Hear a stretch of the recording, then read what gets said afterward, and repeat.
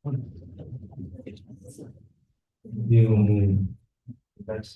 advance. Okay, so we have here the back members present. Yours truly, the back chair, Jose Tuli Caballero. So we have here also with Charlie Maravilla. Good afternoon, sir. Directly P. Bernardino, and we have Engineer Norman. Good afternoon, sir.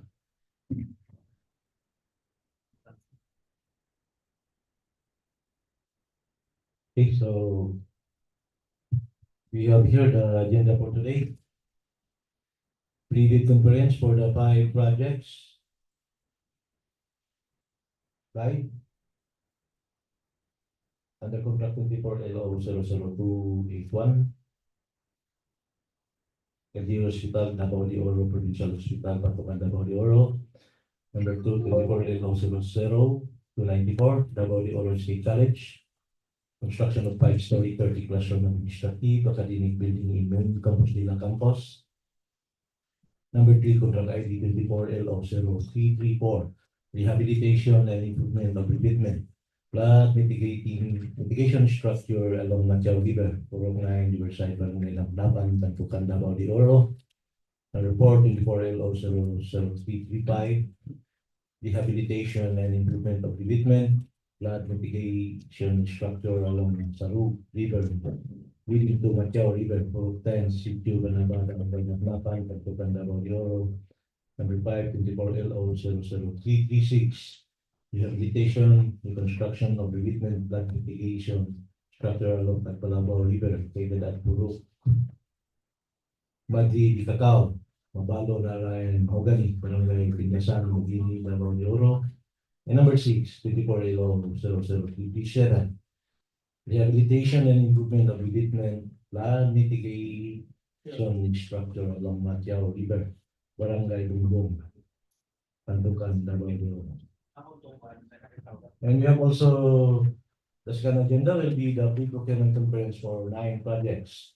One is road widening, Tagum City Bypass Road, Package K at Davao del Norte.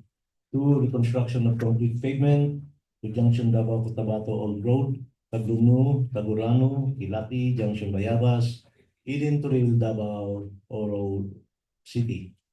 Number 3, road widening, Bypass Road, Junction Matanao, to New Visayas, Junction Hagonoy, Package G, Davao del Sur. Number 4, road widening, Bypass Road, Junction Padada, Iblawan Junction Malungon, Package 1, Davao del Sur. Number 5, construction of complete road, Fatima Malabog Road, Package J, Davao City. 6, construction of drainage structures along road, bypass road at Junction, Dang Marlica Road, Lujan, Malagamon, Undangan, Karandian, Davao Road, Davao City. Number 7, complete road, Nabunturan, New Corinna, Tagum Road, Davao del Norte. Number 8, construction of drainage structures along road, Junction, Davao Bukidnon Road, Viao, Joaquin, Viao Escuela, New Carmen, Davao City. And number 9, construction of concrete road, Untilista, Tula-Ak, Novation Road, Davao de Oro. And we have also the pre-procurement conference for goods and other related services under PR number 1. PR number 2024-10-201 dated October 10, 2024. It is procurement of 1 lot various parts of heavy equipment for use in the corrective maintenance of 1 unit multipurpose amphibious bridge with DPWH property code number KK-SDA-HDA-06 assigned at Equipment Management Division. DPWH Region 11, Tunakan, Davao City, with an EBC of 13,950,000. Number 2, PR number 2024-10-205 dated October 31, 2024.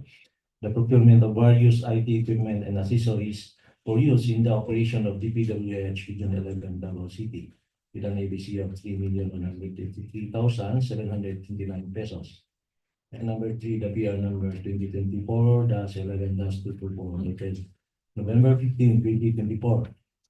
Procurement of various photocopier parts and accessories for use in the operation of DPW Street Unit 11, Davao City, with an ABC of 2,601,033 pesos.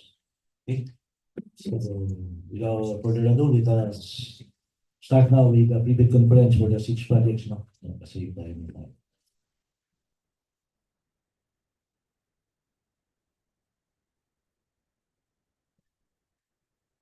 Before that, let us acknowledge also the presence of the I am Dave Cortesa, the representative of Davao de Oro State College. He's present via Zoom. Good afternoon po. Okay, so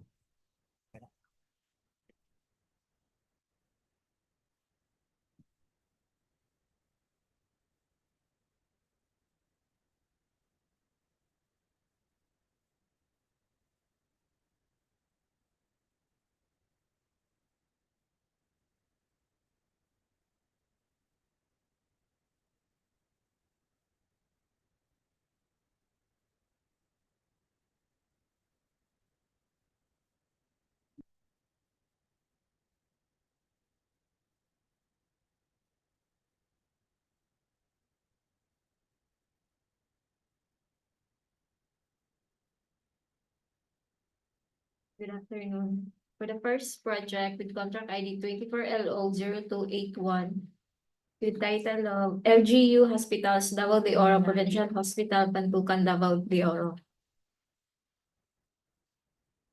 Project description is a construction of one-story dietary building complete with finishes and construction of elevated steel water tank with a capacity of 100 cubic meters. The scope of work is other general requirements, earthworks, plain and reinforced concrete works, finishing and other civil works, electrical works, mechanical works, and plumbing works. With approved budget for the contract of 19,900,000 and contract duration of 180 calendar days. This is the location of the two projects. This is the dietary and the water tank. This is the floor plan of the dietary building, and these are the locations of the dietary building and the water tank. And also a reminder din po for the contractors na DOH's guidelines in the implementation of the unified color, signage features, and design of identified interior spaces for Health Facilities Enhancement Program Management Office or HFEP-funded health facilities. So, lahat ng color po is dapat may approval po from DOH. That's all. Thank you. okay, so is there any question or clarification for this project? About the question? So it was well coordinated with the DOH. Yes, sir. So if there's no question, let's proceed with the next project, 24LO0029.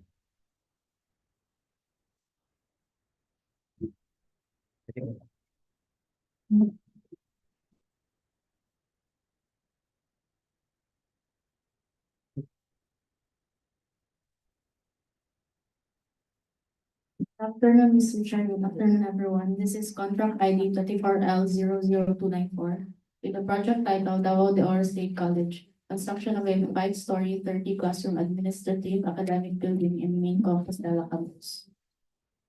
Scope of works are construction of the 5th floor, complete with finishes and roofing, construction of roof deck slab with waterproofing and water tank installation. To the approved budget for the contract, 39,850,000. Contract duration 180 calendar days. This is the vicinity map, and this is the site depth plan. And this is our 5th floor plan and roof deck plan. This is the actual site photos. That's all.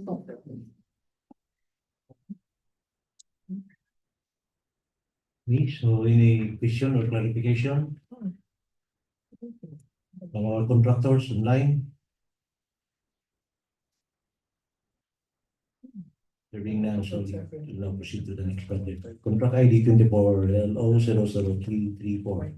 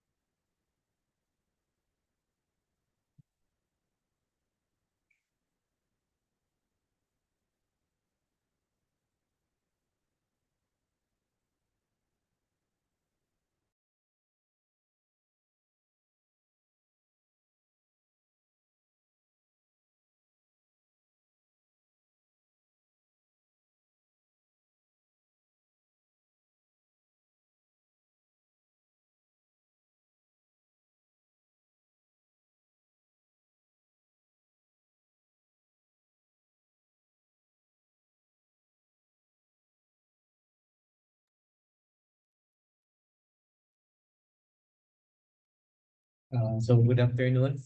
So with the project with the contract ID of 24LO 00334 with the contract name Rehabilitation and Improvement of Revetment Flood Mitigation Structure along Natchao River, Purok 9, Riverside, Barangay Napnapan, Pantukan, Davao de Oro. So with the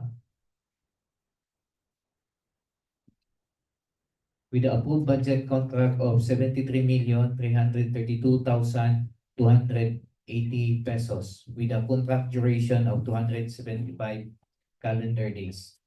With the scope of work, construction of reinforced concrete revetment, excavation works, embankment works, construction of concrete blocks, removal and furnishing of trees, installation of drainage pipe, and other minor drainage structure. So on the screen is showing the location of the project. So the project has a total length of 890 linear meters. So showing on the screen is the typical section of the revetment.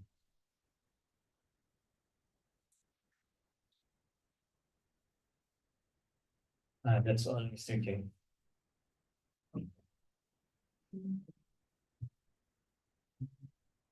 Okay, so any question from our contractors online? There being none, so let's proceed to the next project. Contract ID 24 LO 00335. So the next project with a contract ID of 24LO 0335 with a contract name of Rehabilitation and Improvement of Revetment Flood Mitigation Structure along Sahug River leading to Machao River, Purok 9, Sitio Banaba, Barangay Napnapan, Pantukan, Davao de Oro. With the ABC of 77,393,965 pesos with a contract duration of 275 calendar days. So the scope of work of this project are construction of reinforced concrete revetment, excavation and embankment works, construction of concrete blocks, removal and furnishing of trees, installation of drainage pipe, and other minor drainage structures. So showing on the map, on the screen, is the location of the project. So this project has a total length of 1,184 linear meter. So on the screen, showing you is the typical section of the revetment.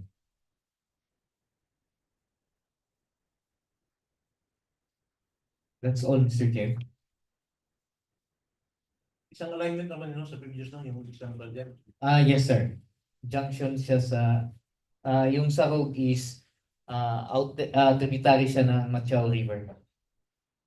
Okay, so any question or clarification from our contractors? Online? Kung wala, let's proceed to the next project, 24LO00 DDC.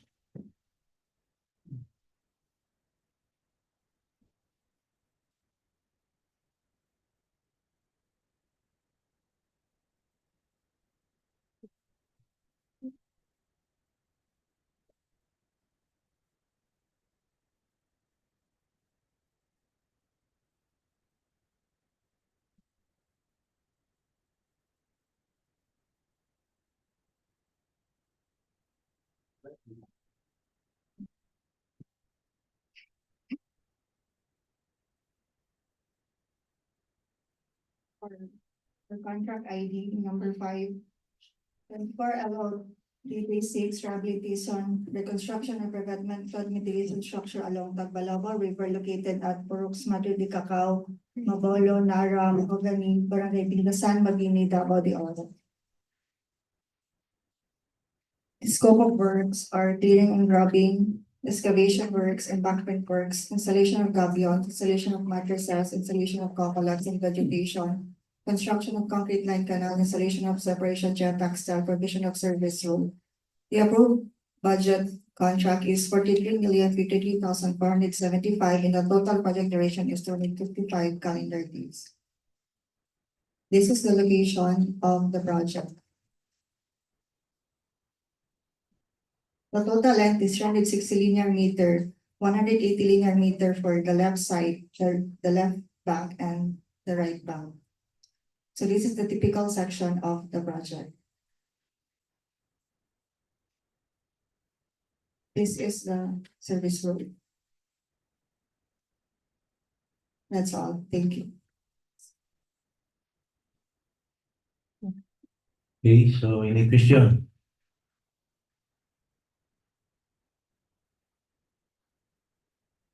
Ano? Wala, then let's proceed to the next project, 24LO00. Please share.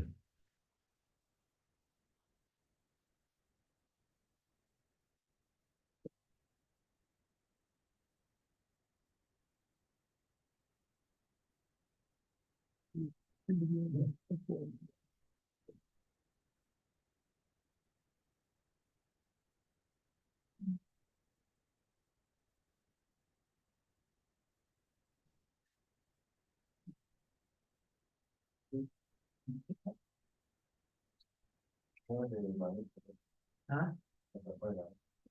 Bakit po niya? Tawang po, biro. Hindi, subupat, alauna lagi. Hello? Ano naman? Kano? Alauna. Alauna sa Untag. Good afternoon, everyone.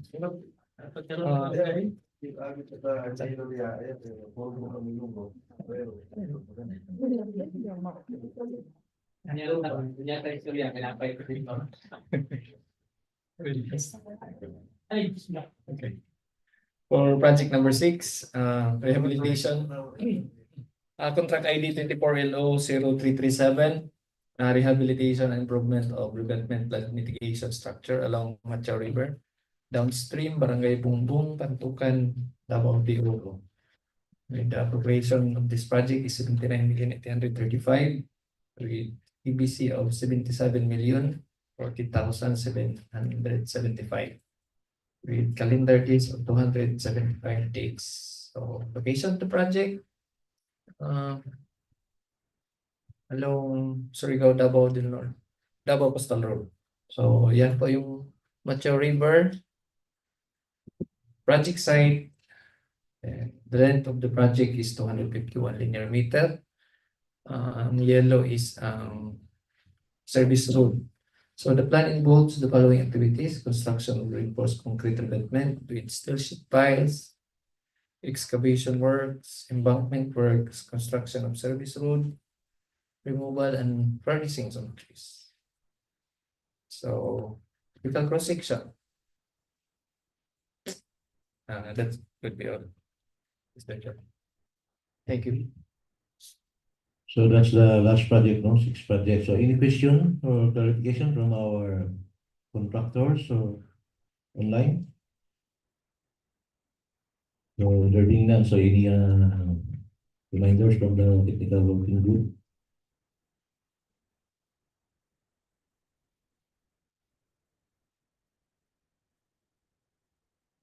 Good afternoon to all our prospective bidders.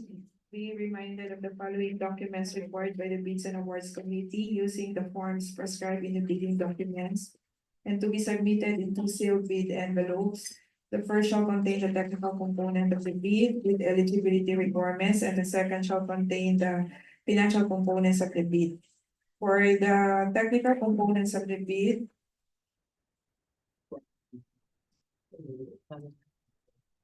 it shall contain the field of certificate of registration and membership. If not enrolled in CWA, it should also contain the pickup license and registration, statement of all ongoing government and private projects, SLCC, NFCC computation, and statement of total assets and liabilities, and a joint venture agreement if applicable. If already enrolled in the CWA, it can contain any documents that need.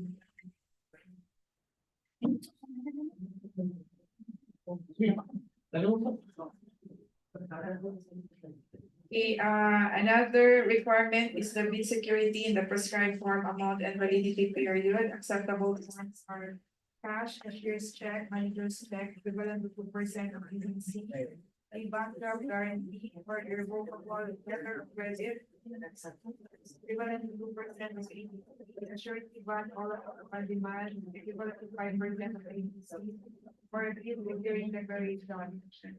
Other project requirements are for the contract it's of personnel to be assigned to the contract with their complete qualification data, list of contractors' major construction and laboratory equipment units owned, list, and or under purchase agreements supported by proof of ownership or lease or purchase, and certification of availability of equipment from lessor or vendor for project duration, and an omnibus sworn statement revised in the form prescribed by GTPB. For the financial component of the bid, it should contain a bid form, bid prices in the bill of quantities, detailed estimates including a summary sheet indicating the unit prices of construction materials, labor rates, and equipment rentals used in coming up with a bid, and a quarterly or monthly cash flow and payment schedule. Please take note that any missing, incomplete, or patently insufficient document in the envelopes is a ground for outright rejection of the bid. All prospective bidders are also advised to submit a realistic estimates based on current prices, because too much higher price for an item of work than the ABC will result to unbalanced bid, and too much lower price of an item of work than the ABC, you are still required to do the work in accordance with the plans and specifications. Mr. Chair. Okay, so that ends our pre-bid conference live, no? So thank you very much, no, to our viewers, our contractors who participated. So tell me again. So let's proceed to the next agenda. The pre-procurement conference for 9 projects. So, none of the presenter?